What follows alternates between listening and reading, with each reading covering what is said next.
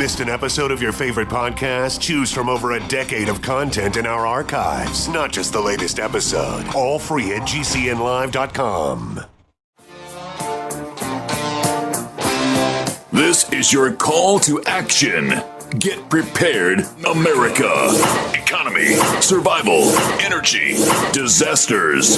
This is USAPrepares.com. Informative radio, educational radio. Interact now by emailing instructor@USAPrepares.com or text at 434-390-7953. Class, please take your seats. Now, your instructor, Vincent Finelli. Everyone all set? Cocked? Locked? Here we go. Your dial set correctly to USAPrepares.com. We're delighted you're here, and we broadcast 2 hours, Monday through Friday, 9 a.m. through 11 a.m. Central Time. Nathan is engineering the broadcast in Minnesota at GCN. I'm Vincent Finelli. Captain John Ragan's with us. Welcome, Captain John Ragan. Good morning, Vincent. Hey, good morning, John. So, thanks for being with us last Monday and Tuesday here at USA Prepares. I really appreciate you being in my seat for Tuesday, and it's great to be with you today. So, John, I was looking all over for you at the Black Thursday and Black Friday sales. I didn't see you. Where were you? I mean, I thought maybe you'd be at that Nike store in Washington. You know, I assume you read that story about the boxes being opened and shoes all over the place and people stepping on the on the sales boxes and just totally trashing that store. Gosh, what ugly Americans we are. This is the time of year that I go in and change all the references to shopping mall, changing the spelling of mall to M-A-U-L. Sure, absolutely. It was, I read that article and it was quite an eye opener how what we have become as those who are taking up living space in the United States. I won't say Americans because I don't even know if that's the case. But going into stores and just opening shoe boxes at the Nike factory outlet. This is a premier Nike outlet. Opening boxes. These aren't the right size. Throw them on the floor. Throw the box on the floor. Look at the next box. Nope. Do the same thing. Throw them on the floor. Unbelievable. And then the fights. The fist fights and over sale items and the big deal seemed to be more televisions. That's what we need. More programming to further lose our sense of reality. Very, very sad. Any comments on that, John? Well, we need to have a nice altar to worship. You're talking about bring the altar home, right? Have multiple altars at your home, like maybe in the living room, one in the kitchen. Hey, we could even get in a refrigerator with a small altar on it, right? And you can watch television on. Just look at that refrigerator, and then that altar can say, "Time to eat again, eat more, eat this. Time to refill. We're running low in this refrigerator. Time to get more." Can you imagine? Television's on the front skin of a refrigerator. Man. I don't get it. I really, really don't get it. And I also don't get that it seems that Americans are interested in more electronic computer-controlled gadgets, more computer controls on their dishwashers, more computer controls on their stoves, more computer controls on their cooking surfaces. It's amazing. What are we going to do when these computer motherboards fail? Where do you get them? Where do they come from? I guess that's China, right? I remember, when we were manufacturing computers, it was easy because we used a chassis that different brand motherboards would fit into. So if you For example, let's say lightning hit. Well, you could still probably use the chassis. Some of the circuit boards would probably still work. They called them cards. And just replace what the component you need. And you could get all kinds of different brands that would interconnect with each other because of the standards of the connectors. So where do you get a control board for an LG front load washing machine? Where do you get one except from LG? I don't know. I think you're going to have to go to LG and the other companies that manufacture proprietary circuit boards and controls. Where do you get them? From those companies. And what if those companies get them from Asia? And the supply chain, what if that goes down slightly or completely? Or what if there's another meltdown from Fukushima, and they decide that those circuit boards are too radioactive? Now what? I don't get it, John. I don't understand. I was looking at a piece of a home appliance just to turn on the washing machine. You really have to. First of all, you have to have, if you're my age, you have to have reading glasses on to turn on the washing machine, because you have to push all these buttons. Unless you take some nail polish and paint red or some bright color on the button you're going to use the most often, you have to actually look at it, because you have to program these things and tell it what you want to do. It's not like just turning a knob and then pushing the knob in like you do on an old-fashioned washing machine like we have. It's complicated. It's getting like that on the car. So you're in a car now and you want to turn the heat on. Oh, really? A bunch of buttons you have to push. It used to be you just flip this little lever switch and select, off, low, medium, high for the fan speed, and then you'd slide the temperature over either from the blue side to the red side, or you turn the dial from the blue side to the red side, and then you could say heat or defrost or vent. It was simple.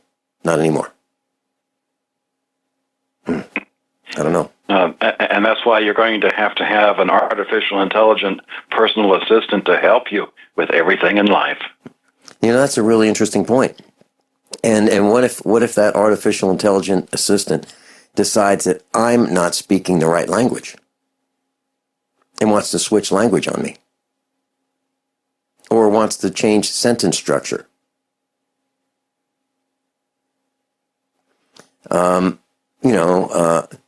Like throw the cow over the fence some hay, or throw some hay over the fence to the cow.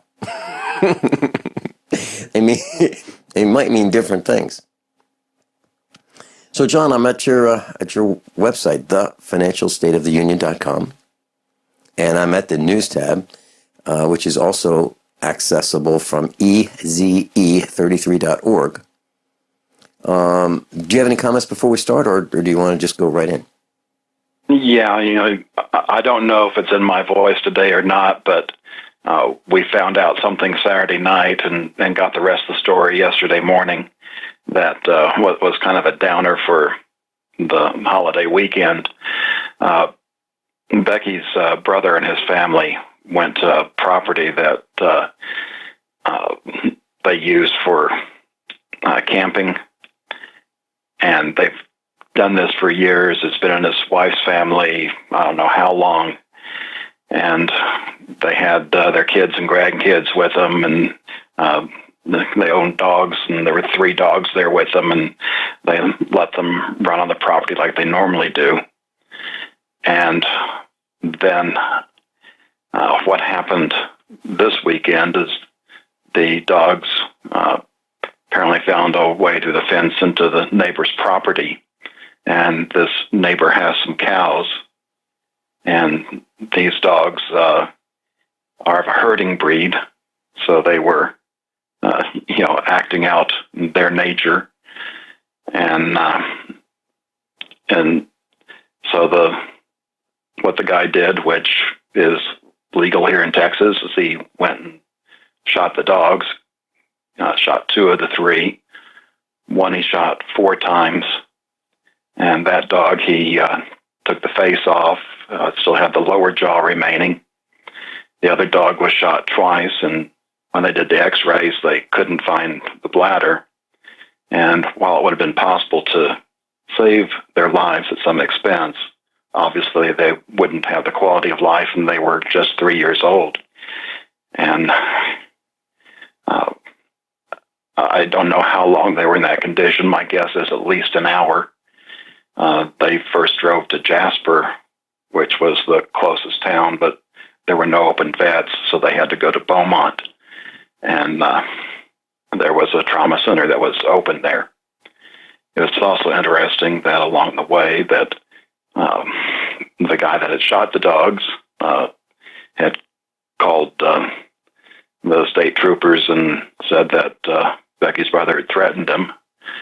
And so he was stopped on the way, and apparently the troopers believed his side of the story and saw the dogs and let him go and try and take care of his babies.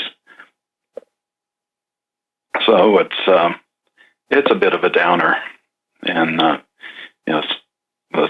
side part of the story is this guy really wants the land that they use for camping because it has a well on it. So there's apparently a little bit of animosity in this neighbor. So very sad, very, very, very sad.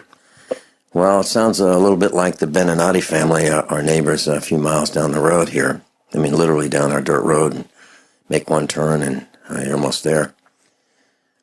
And there was a neighbor who called the police on our neighbors, and then Mr. Beninati was arrested based on the call from a neighbor. Unbelievable. And we've had a dog shot. One of our dogs, we adopted some dogs that were living in the culvert at the end of our driveway, and our son adopted them, and we kind of let them have their way on the farm. We don't, and sometimes they walk down the road. Well, a neighbor was hunting and decided that our dog was in the way, just barking, and ruining his shot. So our dog was shot, killed. And then a couple days ago, we'd been patrolling our farm to keep the hunters at bay, and it's a mile of patrol on just one side of the property. And we got a report from our neighbor that a hunter shot a deer from the road, blew his hindquarters out, killed the deer, and left it on our farm. I'm sick of these hunters who do this. I'm absolutely sick of them. And I can understand raised voices as a result of this recklessness, absolute recklessness. And John, I'll tell you a story about dogs when we come back.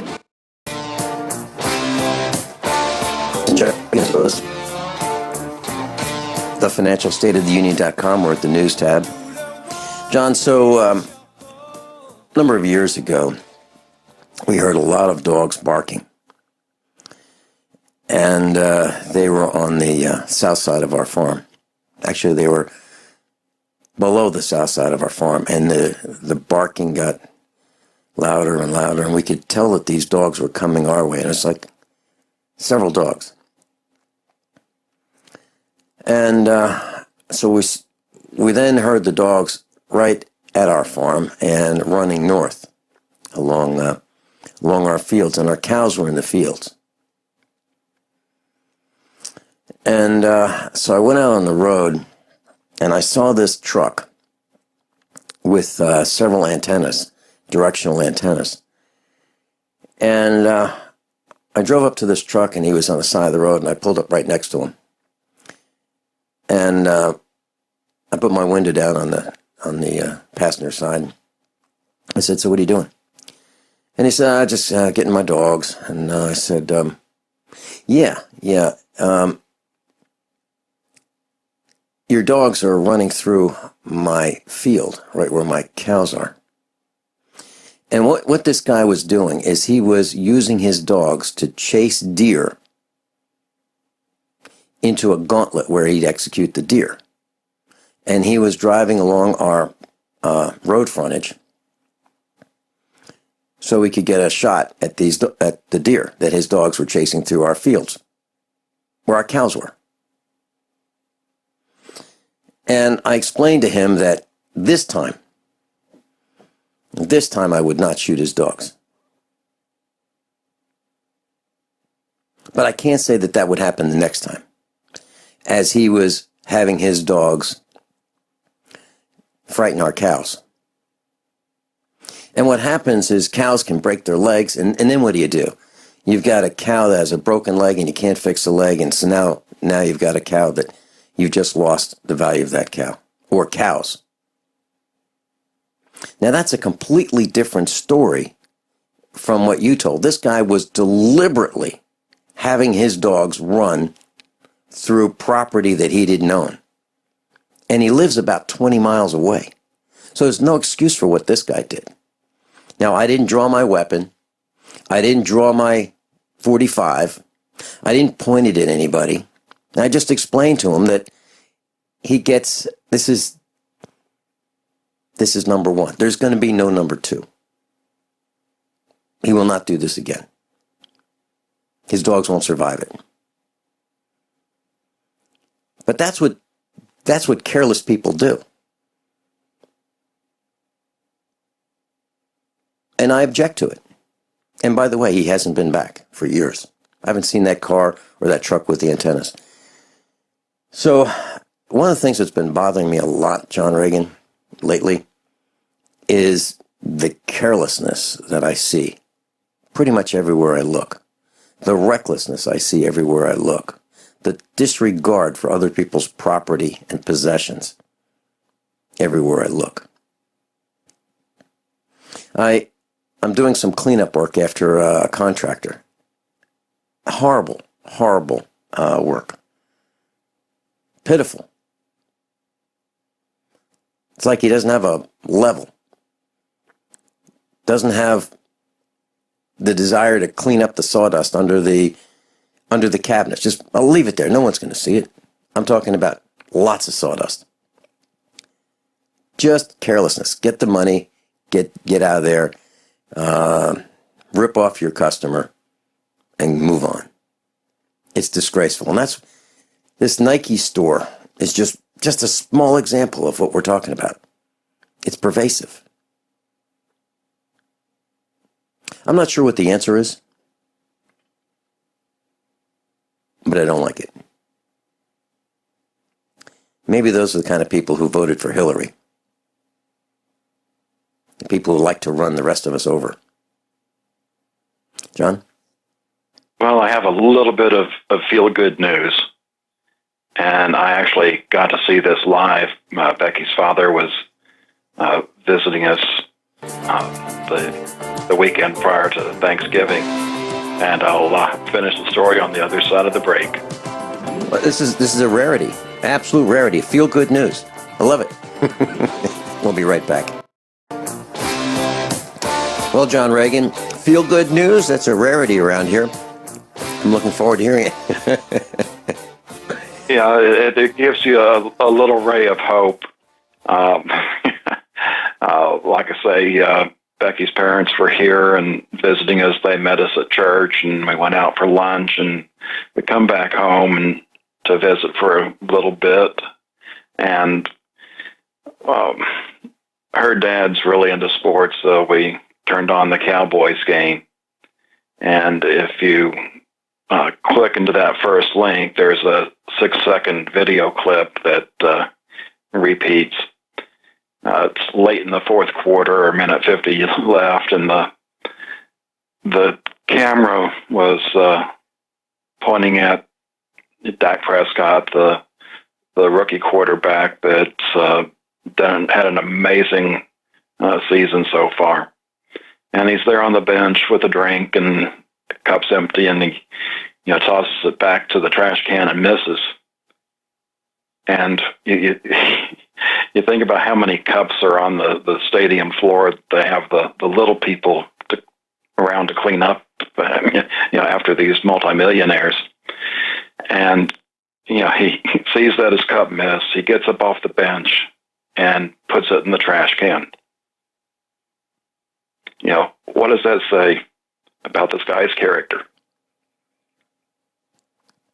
It's good to see it. It's good to see that he's leading by example. it's good to see that it's picked up by television. And hopefully it will be spread far and wide. I was on the road in front of our house.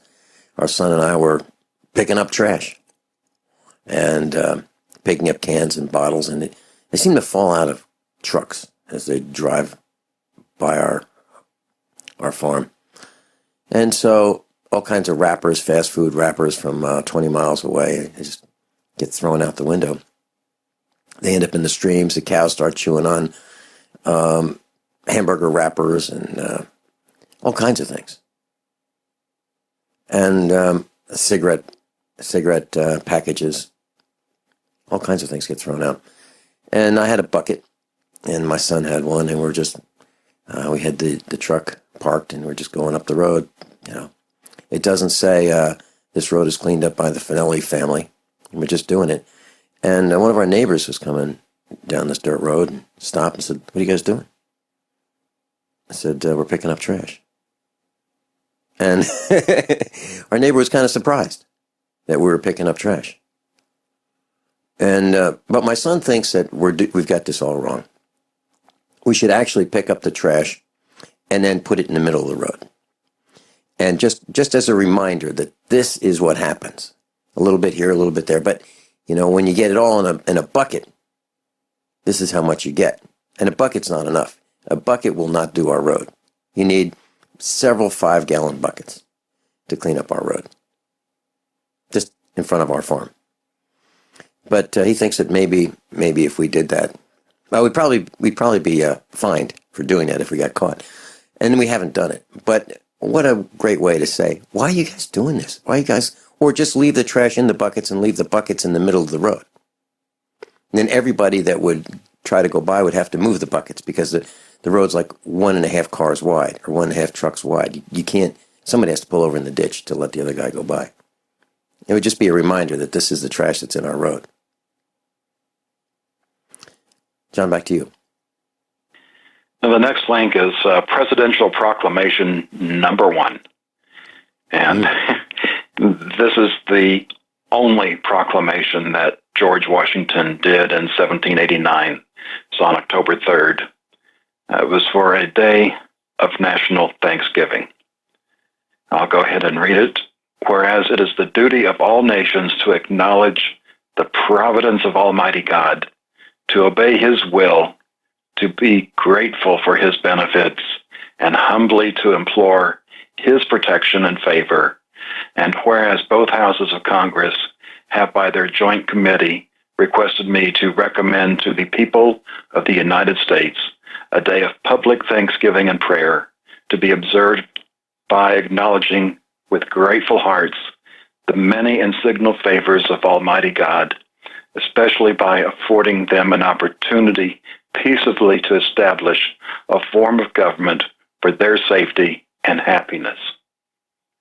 Now, therefore, I do recommend and assign Thursday, the 26th day of November next, to be devoted by the people of these states to the service of that great and glorious being who is the beneficent author of all the good things that was, that is, or that will be, that we may then all unite in rendering unto Him our sincere and humble thanks for His kind care and protection of the people of this country previous to their becoming a nation, for the signal and manifold mercies and the favorable interpositions of His providence in the course and conclusion of the late war, for the great degree of tranquility, union, and plenty which we have since enjoyed, for the peaceable and rational manner in which we have been enabled to establish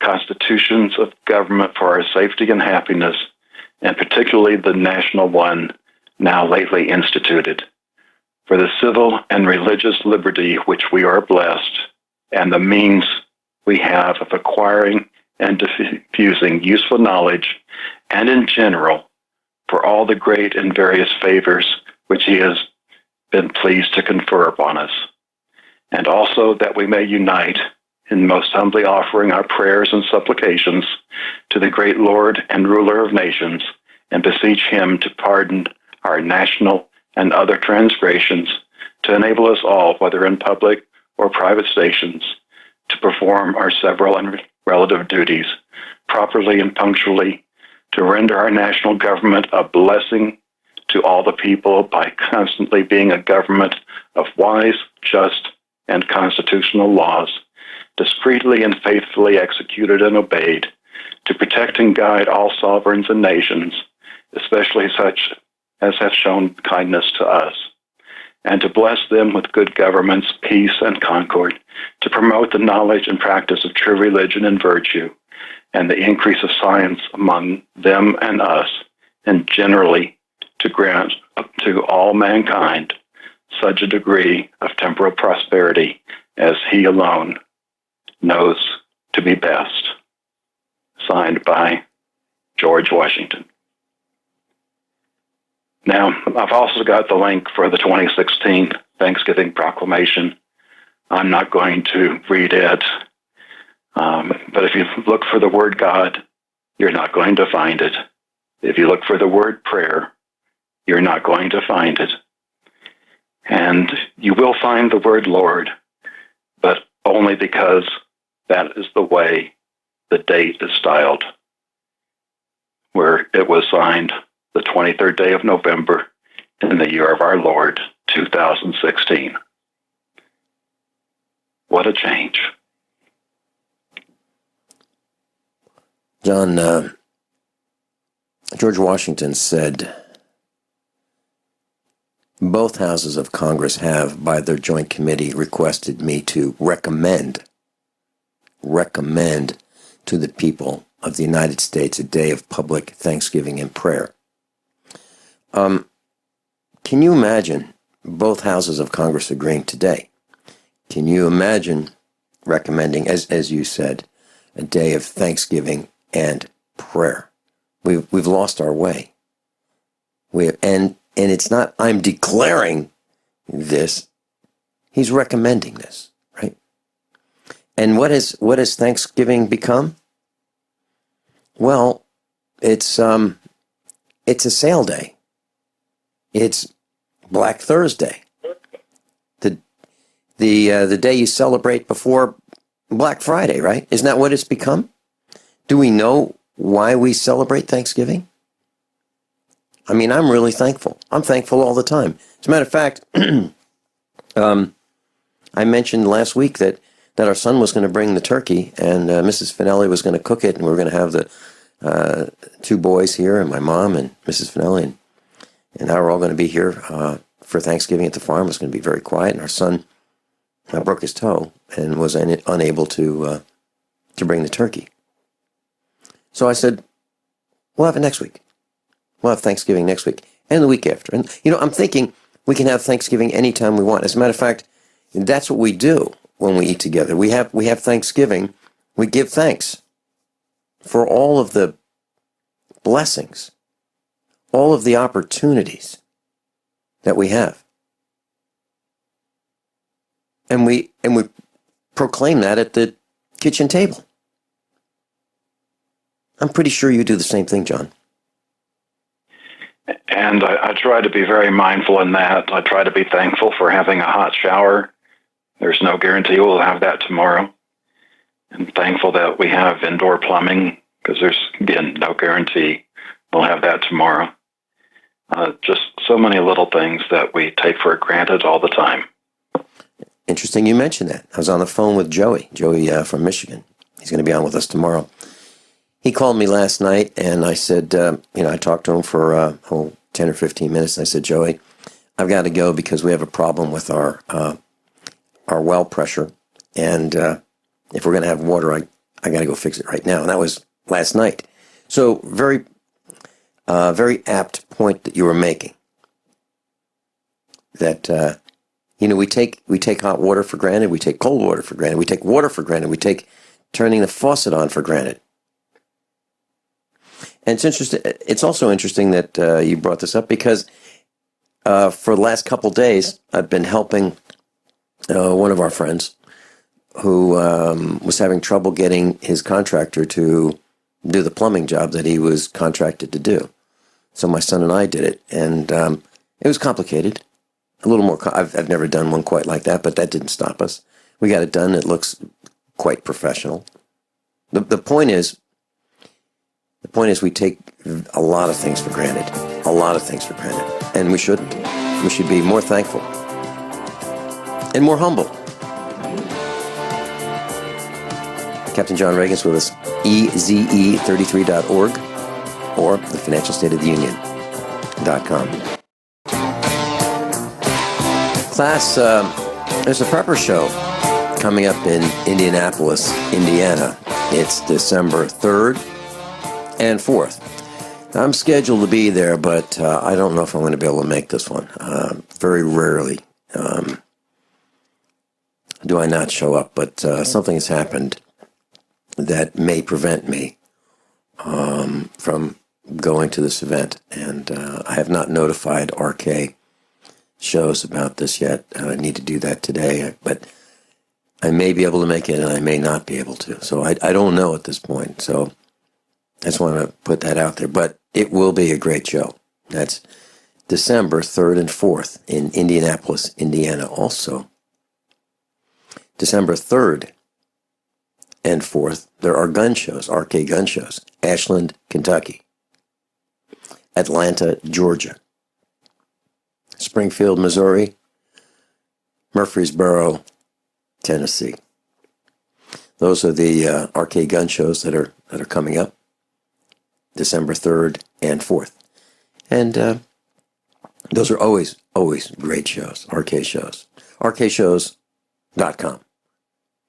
John Ragan? Well, natural lead-in from Thanksgiving is Black Friday, and the next one I've got linked as Black Friday gone red. I saw early reports that talked about how online sales were up a pretty decent percent. The brick and mortar stores were down, but it was suggesting that it was still running to be a decent day for retail, and it didn't quite ring true for me because online sales is still a smaller percentage. So even when it goes up a higher percent than brick and mortar goes down, it's not enough to make up the difference. And working with percents of percents is kind of tough even for people that are numbers people. So I found this article that really breaks it down well. And the second paragraph gets into what the National Retail Federation reported, that per person spending over the Thanksgiving weekend this year was a little over $289, down 3.4% from the $299.60 from the same period last year. So sales are down, and some are blaming it on the weather. It seems like it doesn't matter what the weather is, they blame it. They're saying it's too warm, so sales are down. Of course, if it's too cold, sales are down. And I guess if it's just right, we're going to blame the weather anyway. But yeah, if it's just right, it's a great day to not go shopping. So, yeah, right. So, again, it's early in the season, and we'll have to wait to see how it all plays out. But my guess is it's going to stay down because people know what their Obamacare premiums are going to be next year. And even if there's adjustments that they manage to make, that's not going to take effect until the next insurance year. There's just too much that has to be changed, and insurance companies just can't turn around on a dime. Perhaps they might be able to get something nice pushed through, like repealing the penalty for people that can't afford to buy insurance. But even that's kind of a drop in the bucket compared to the huge premiums that Obama says it's less than a cell phone bill, $75 in the alternate reality nice that he lives. It'd be nice not to hear that man's voice. telling us lie after lie after lie after lie. I'm looking forward to his retirement. I really am. Unless of course, he does more damage to the United States when he's retired than he's done as CEO. John, what's coming up for hour number 2? Well, we'll go ahead and finish up what I've got for hour 1, the housing crash update and the wealth update. And we've got some good spy tech stuff coming up for hour 2. Bottom line is Black Friday was not all that it was touted to be, correct? That's true. Yeah, there you go. More lies from those who are buying or providing information that people are seeing on those Black Friday televisions that they are just so fortunate to get. We'll be right back after top of the hour news and commercial announcements. I'm Vin Finale. John Ragan's with us. This is USA Prepares. Everyone all set? Cocked? Locked? Hour number 2 of USA Prepares. Captain John Ragan's with us. Got a request of our class today. You know, we've got some black mold on the north side of our roof on our farmhouse. Just on the north side, where the sun doesn't shine.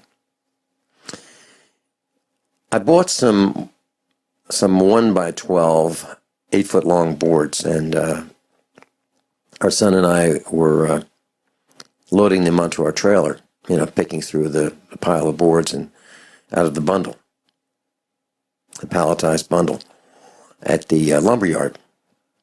And there was this white mold between the boards. And I noticed that the boards were really, really brittle, some of them with this white mold on them. So here you have freshly cut boards. Sandwiched between the boards was this white mold. Looked like fungus. Looked like smashed mushrooms.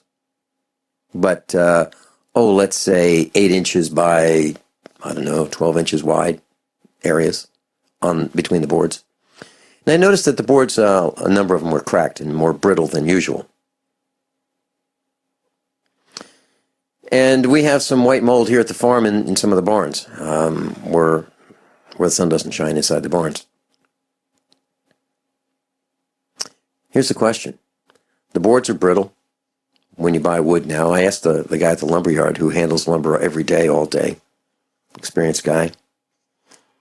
So is the quality of lumber getting better or worse or what? Or is it staying the same? He said worse. Every time I ask, and for the last 10 years, worse. No one ever says, no, much better. Listen, the wood is stronger. No. They always say it's worse. And as long as I've been asking for 10 years or more, it's always worse. And looking around the farm here, just looking at the trees, I see more fallen trees than ever before. Not only more fallen trees than ever before, more fallen limbs than ever before. Not only that, but more dead standing trees than ever before. So your homework class is, as you travel, as you look out the window and you look at the woods, just notice. Notice on the ground the number of dead fallen trees. Look at the number of dead vertical trees. You won't believe it. You won't believe it. Here's the question. Do you have mold in your neck of the woods? Do you have green mold? Algae blooms like never before? Black mold on the roof? Black mold on your siding that doesn't face the sun? Do you see this fungus that I'm describing on stacks of wood? Do you find that lumber is weaker? We bought a 2x12, 20 feet long. And I used it as a support. Nailed it up with a nail gun, boom, boom, boom, boom, boom. And then it splits. Long ways. That's before the load was put on it. Is there a good solution for the mold? Do you have one? Do you have a solution for stopping this mold on dirt floors in barns? Do you have a solution for the roofs? I'd love to know. Our whole class would love to know. Are you experiencing this? Let us know. Vincent at usaprepares.com. VINCENT at usaprepares.com. And in the subject line, please use the word mold and the word important. Thanks so much. John Ragan? I think everybody knows that in 2008 we had a housing crash, and in places it's gotten better. Here in Dallas, it's because we have so many companies coming in, escaping from places like California.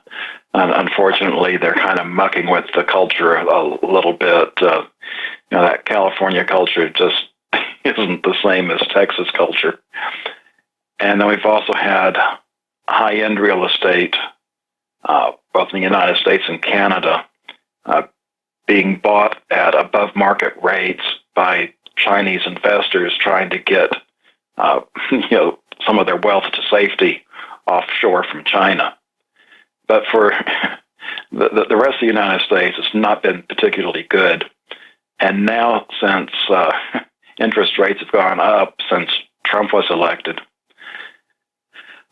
we've seen a rise of about half a percentage point.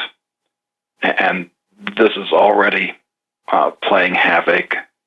Mortgage refinancings are set to drop by almost half in 2017. And then it makes the cost of housing more expensive too. And they've got a chart close to the bottom that shows the annual income required to buy the average priced house using the popular loan types and going rates of each era. And starting in the late 80s, that hovered around 48,000, and then looks like it's about 2003 that dropped for a couple of years, and then rose, and now with 2015, that's reached a new high of $64,800. Again, that's to buy the average home. That's the income you need in order to finance it. And that $64,800 is considerably above what average income is. And when you put that together, it means it's not good news for the housing market. John, I'm looking at this chart, and it looks like around 2007, you needed 33,600. 2007. Am I reading that right? Let's see. Yeah, 2007. And then 2016, we're looking at 64,800. That's darn close to double, John. Yes, it is. And this is within the Barry reign, right? He's done a wonderful job. Mm-hmm. Class, maybe this just crept up on us, And John, when you talked about refinancing, the reason that people refinance, there are a couple of reasons, right? One is they need money, and maybe they can take some equity out of their house. Another reason is they're looking for lower payments. Maybe they can get a better interest rate and just recast that note, right? Well, who in their right mind would be refinancing at a higher rate of interest? Who would do that? Unless a person were in a desperate situation. I can't think of a single reason. Can you? No, I can't. Wow. And if that's not enough to get you the next one, well, the wealth update, 0.7%, less than 1% of adults control almost half the wealth, 45.6%. That's 116 trillion and change. And while that disparity is not good, I want to use this article to point out something else. In the second paragraph, it talks about there's roughly 255 trillion worldwide in household wealth. Well, let's say that we could sell 100% of the world's wealth at face value and get that $255 trillion. What would that do for the condition that we're in the United States? Well, Professor Kotlikov says we need 206 trillion right now, and that would have to be invested at 5.7% interest just to fund Social Security and Medicare. And he's using the alternate fiscal scenario from the Congressional Budget Office, and that scenario does not include the millions of job losses coming because of robotics and artificial intelligences. And when those hit and those jobs go away, that means there's a lot less money coming into Social Security and Medicare. That's going to make those programs considerably worse. In addition to that 206 trillion, we've got 66 trillion in debt. And this doesn't count things like the the pension problems that we're seeing. And we're still not really including Obamacare in the mix. So if you say 206 trillion for the Social Security and Medicare mess, 66 trillion for the total debt of the United States, public and private, that is over 270 trillion according to my calculations. So even if you could sell all of the world's assets, or I should say confiscate all of the world's assets and sell them at face value. And the question is, whom would you sell them to? Because, we don't have any intergalactic neighbors out there that we trade with. So there's nobody on Earth that could buy that to get the cash. And then even if you get the cash, where would you invest it? But even if you did get it all, it's still not enough to take care of the hole that has been dug for the United States of America. Wouldn't you say, John, that is the sum of all individual greed that has done this? Greed has just been an enabler. It's been an agenda for the destruction of the United States and the enslavement and death of most of the people. But I'm also talking about the individual greed of the villagers who are dumb enough to buy into things like the Christmas gift extravagances. Captain John Ragan's with us, thefinancialstateoftheunion.com or EZE33.org. John, we were talking about wealth, and based on what you said, they have created a problem so big that there is absolutely, positively no fixing this financially, correct? No way. No matter how you slice and dice it, it's a pile of poop. Mm-hmm. And we will experience a financial collapse no matter what. Yes? 100% guaranteed. Mm-hmm. Have you been reading about in South America that the currency is devalued so much, instead of counting it, they weigh it? It's like, okay. Yeah, their wallets aren't big enough. Literally, their wallets are not big enough to carry the currency that used to be able to sustain life. Now it's bundles, and the bundles are weighed. We're talking about like the Weimar Republic. That's what we're talking about. Right now it's just bundles.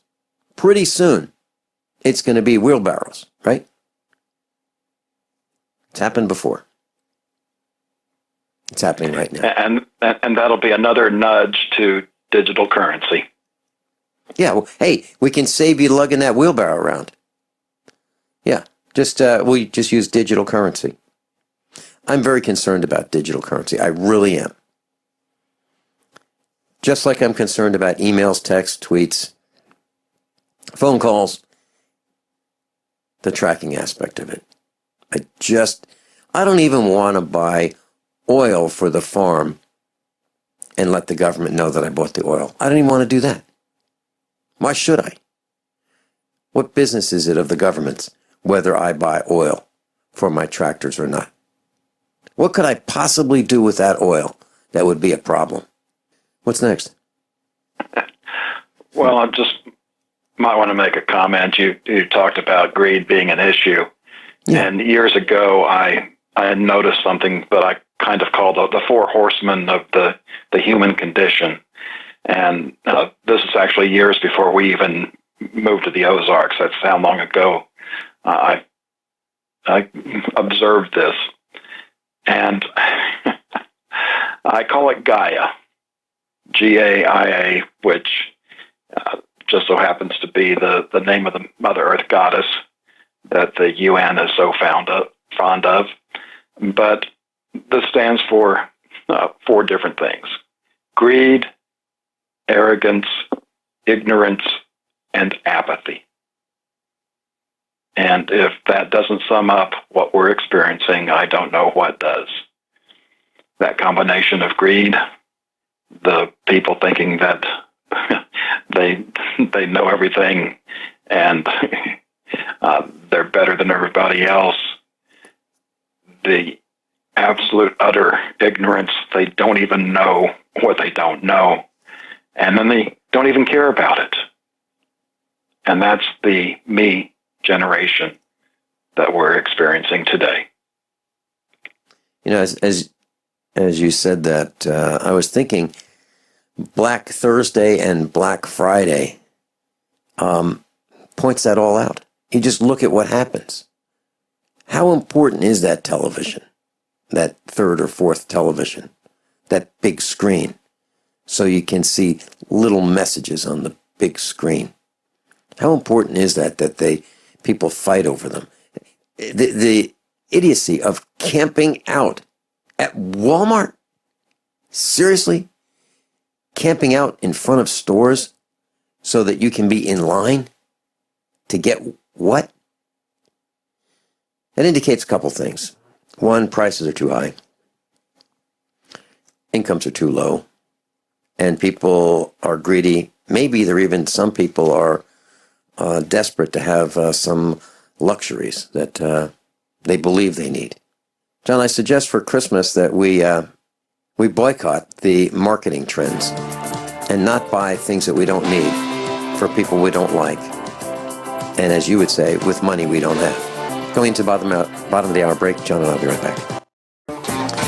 Captain John Ragan's with us. John, we're talking about Black Friday and before that, Black Thursday. I just want to share something that I've noticed. I've looked at some things on eBay. I've searched them. I thought, nah, I'll pass. And so I look at something else, and then I get an email from eBay telling me that, hey, if I want to buy that thing that I looked at before, I can now buy it a couple days later for a limited time only for less.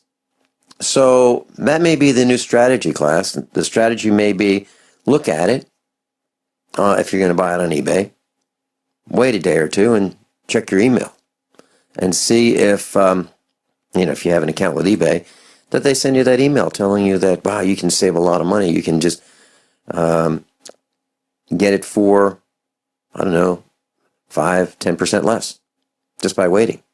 And sometimes they throw in free shipping. So I was looking at a bumper for a Dodge truck, and it was $300, and I passed. And then it came down to, I think, $279 plus free shipping. And the shipping on a front bumper plus all these plastic parts has got to be $50 or $60. Has to be. So it's almost $100 off on a $300 purchase. That's pretty significant. Just wanted to share that with you, John. Well, since we made the side trip about going to digital currency, I just want to point out one of the articles I have down the bigger picture section, the beta test in India. Mm-hmm. India is working on reducing cash on the way to a cashless society. And you might think, well, India is just one country. But it's a country with about 1.33 billion people. And that's about 4 times the size of the population of the United States. And when you look at world population, about 7.4 billion people. United States is number 3 in population. China's number 1, India's number 2. And when you put those two together, you're talking about more than a third of the world's population in those two countries, and 8 times, actually closer to 8.5 times the population of the United States. So what happens in those two countries affects everything. And while I'm down there in the bigger picture section, I've got a link called donations, in quotes, down, since Hillary lost the election. It's probably just a coincidence, but these countries have cut their donations to the Clinton Foundation, some cases all the way to zero, many cases 90%. So I probably doesn't have anything to do about her not being able to grant favors anymore, but I thought it was an item of interest. Now, I'm just trying to figure out what else it could be, John. I'm at a loss. I'm at a loss if donations are down, some to zero, and it has nothing to do with selling the United States. What else could it be? We need to think about that long and hard, right? I don't think there's anything that I can think of. I'd be wasting my time thinking about what else it could be. Well, are you ready for some spy tech?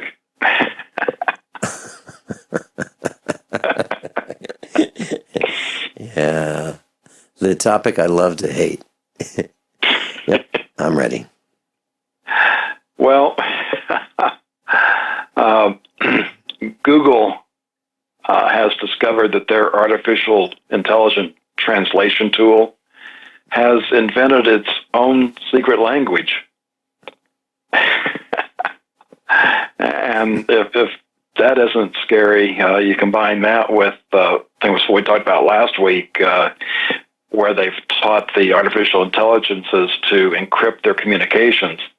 So now they can create their own languages and encrypt those communications. At what point do they decide, these humans are more trouble than they're worth? Well, think about that.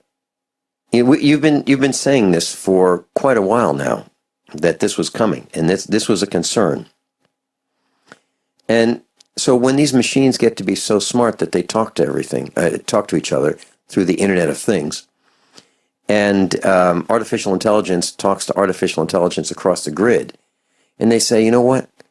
Those LG washing machines, refrigerators, quick calculation, I think they're using too much electricity. So let's shut them off remotely. As a matter of fact, there are a couple cities, can't figure out what those guys are doing over there. Doesn't look like it's too productive. Let's shut them off too.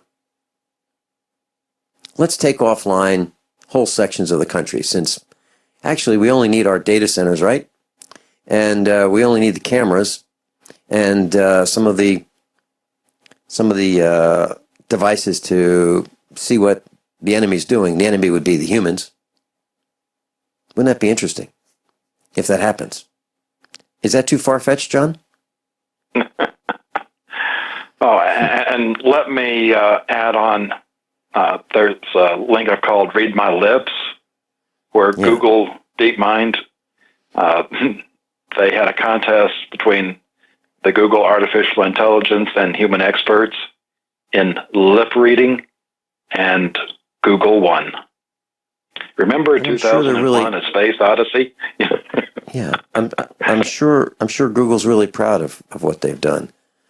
And I believe that Google could not have done what they did without the help, support, and funding from the stolen funds from we the villagers provided through the governments, especially the illegitimate corporation, illegitimate government, which is a corporation, corporate USA. Really good point, John. It's a wholly different world that we live in today. Things that were science fiction are now staring us in the face. And, I keep thinking about that. I keep thinking about that washing machine, that brand new front load washing machine. And all I wanted to do was test the drain system to make sure there were no leaks, and just wanted to fill it up and dump the water out. It took a couple minutes for us to figure out how to do that because it didn't have any dials. It just had a series of buttons after buttons after buttons. And we're buying this stuff. We're paying for it. We're saying this is really cool. And I remember saying to the man who owned that washing machine that my mom used to have one front load like that back in the 1950s. It leaked all over the floor, and we just kept calling the service guy out, and I was very tiny back then, but I remember it leaking all over the basement floor. Why was it in the basement? Because it leaked all over the floor. Front load. They improved that to the point where they built washing machines that are top load, and they rarely leak on the floor. So now we're going backwards. And then we're adding more complication with these computer controls. I said to the owner of the house, dear friend, I said, with all these neat gadgets that you have, I strongly suggest that you get a whole house surge protector, because everywhere you look, there are more computers being plugged in. Washers, dryers, dishwashers. The one thing that I noticed that did not have a computer control was the garbage disposal. It could not think for itself. You had to tell it when to power up and power down. Other than that, a lot of the devices, heating system, cooling system, amazing, absolutely amazing. Back to you. Another theme we see in science fiction is spaceships and systems that are grown rather than manufactured. And this is an article along those lines. It's called Mini Slaves. They're talking about using bacteria that would take silicon to make materials for TV and computer screens. And they do this by tweaking the DNA. Years ago, I was in California and I saw silicon, and it was almost like a large salami. And that was the piece of silicon, and it was sliced and sliced and sliced very thin to make these electronic devices. It's very valuable. And the slicing technique is very expensive. So I just can't imagine what that hunk of salami-sized silicon would ultimately end up being sold for as these micro specks of electronic devices. The chips, if you will, chips of silicon. And when you look at these chips, class, you're looking at the package. You're looking at the integrated circuit, and you go, wow, it's pretty small. That's nothing. Inside there, the size of the head of a pin is actually the chip of silicon. So they're very, very tiny. So if you had something the size of a salami, a full salami, and you sliced it down to these little microscopic specks the size of a head of a pin, you get a lot of them. What's next? The nuke train. Oh, man. Back when I was in the Air Force, it was during the Cold War, and Russia had these mobile nukes that, were on the rail lines. And they're apparently have tested a new version of it.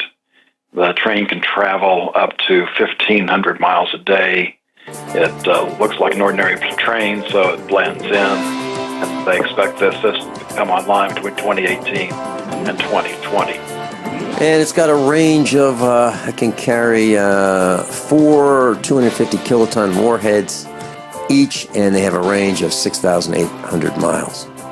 Pretty frightening knowing that thing's riding around. The Financial State of the Union.com, EZE33.org. That's how you can get to John Ragan's website. John? Well, we've got 2 more items left for discussion. We might even finish today. That'll be first. The next one I've called the no privacy left score. And it turns out that if you don't have a credit history, you don't have FICO score, that decisions can be made about your your life and what they're going to allow you to do. Well, no problem. They can look at your phone data, and while you still have to give permission for this right now, once you give permission, they look at everything from the number of calls, where you go, anything that your phone can tell you them about you would basically be up for slicing and dicing and being used against you. John, you and I have discussed many times on this broadcast, class, that be careful what you say, text, email, and so forth on your phones. Here we are. Here we are with, now we might consider, whoever might do this, they might consider allowing this information, our discussions, to be used to determine our credit worthiness. Can you imagine that? Can you imagine that young girl that I've mentioned every once in a while, who that 13-year-old girl who has a disagreement with her thought to be boyfriend in elementary school, and she says, I hate him, I want to kill him because he likes this other girl instead. Imagine that being used, that kind of a text being used to determine your credit worthiness. And the credit company says, are you kidding? Who are going to be in prison for life for murder? And here it's just some naive girl saying that she hates her boyfriend of a few minutes ago because he was looking and talking to another girl. So she hates him and texts that she wants to kill him. How many people use those kind of words without thinking? I can't believe this, John. This is nuts. Why would anyone want to turn over their cell phone information to another company? I wouldn't even want the cell phone company to have my data. What are your thoughts on this, John? Well, it's insane the way the world's going. And just add on what we've talked about, how they will be able to read your thoughts. So you think the phone's bad, wait until they go for your brain. Okay. And the last one for our number 2, listen to speakers. And this really, in some ways, isn't anything new. The way speakers are made, you can reverse the polarity on them and basically turn them into a crude microphone. And now researchers have developed software that can turn headphones into a microphone, and you can listen in from across the room. Isn't that great? John, what you're saying is that the physical properties of a speaker or a headphone is a diaphragm that moves with vibrations, like the sound of our voice. It's connected to a coil of wire, which is surrounding a magnet that creates electrical energy. And that energy, a microphone works that way, speakers work that way, earbuds work that way, earphones work that way. So by reversing the polarity in software, or reversing the switch in software from speaker to headphone, speaker to microphone, headphone to microphone, you can use a headphone or speaker as a microphone to pick up the sounds in the room. That's what you were saying. That's what I was saying. Quite frightening. John, thanks so much for being with us. Class, above all, honesty and integrity. What happens next?